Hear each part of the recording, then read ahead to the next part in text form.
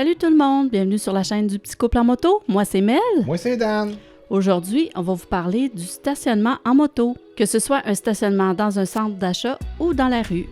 Restez jusqu'à la fin parce qu'on a des petites astuces pour vous qui vont vous éviter bien des soucis. Alors, on commence ça maintenant. Pour commencer, pour ceux qui ne le savent pas, une moto, ça n'a pas de reculon. Donc, gardez à l'esprit qu'une moto, on doit reculer ça à notre force de bras et aux forces des jambes. Donc, petit conseil, quand tu achètes ta moto, assure-toi que les pieds touchent à terre et que tu es assez fort pour la reculer sur le plat. On va commencer par vous montrer comment stationner dans un stationnement de centre d'achat, de magasin, là où il y a des petites lignes, là où les emplacements de stationnement sont, soit par en avant ou soit par en arrière.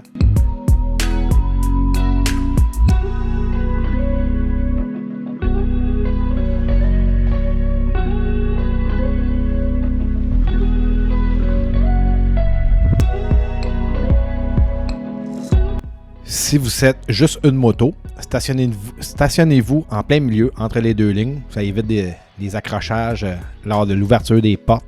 Si vous êtes deux, comme dans notre cas, ben vous pouvez vous stationner les deux dans le même stationnement. On va vous montrer comment.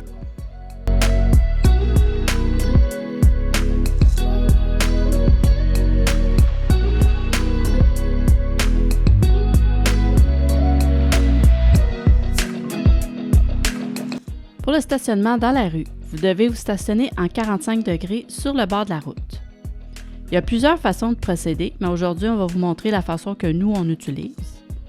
Longez le bord de la rue un peu avant et on tourne en 45 degrés vers la gauche en avançant. Puis on met la moto sur le neutre, puis on recule le plus près possible du bord de la rue. Évidemment, il ne faut pas oublier de mettre son clignotant droite avant de débuter la manœuvre. Et quand vous êtes prête à avancer en 45, n'oubliez pas de regarder avant d'avancer s'il n'y a pas des véhicules qui arrivent par la route. En terminant, on va vous parler des stationnements dans une pente. Si le stationnement est dans une pente descendante, rentrez du reculon dans la pente pour être capable de partir de devant. Si vous faites l'inverse, probablement que vous allez être pris dans votre stationnement et quelqu'un va devoir pousser votre moto pour la sortir de là. Et si c'est l'inverse, si le stationnement est dans une côte montante, bien, stationnez-vous de face. De toute façon, vous ne serez pas capable de vous stationner du reculon. Stationnez-vous de face, ce qui va vous permettre de reculer la moto lors du départ facilement.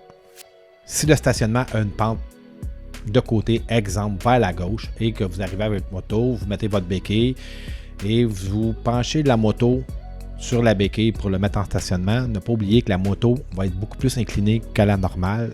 Donc, vous allez avoir besoin de beaucoup plus de force pour la remettre droite et c'est à prévoir. Et aussi, si le stationnement est plus penché, il y a un risque que la moto tombe. Et l'inverse, si la pente est vers la droite, si la pente descend vers la droite et vous mettez votre béquille qui est à gauche, lorsque vous allez l'appuyer sur votre béquille, la moto va être pratiquement droite, donc un coup de vent pourrait faire tomber votre moto. En gros, ce qu'on est en train de vous dire, c'est analyser l'espace de stationnement que vous allez prendre afin d'éviter des problèmes dans le futur lorsque vous allez arriver pour reprendre votre moto. Donc, en conclusion, dites-nous en commentaire si vous avez aimé la vidéo et si vous avez d'autres trucs à partager. On vous invite à liker la vidéo et de vous abonner sur notre chaîne YouTube. On a aussi une page Facebook, Le Petit Couple en moto.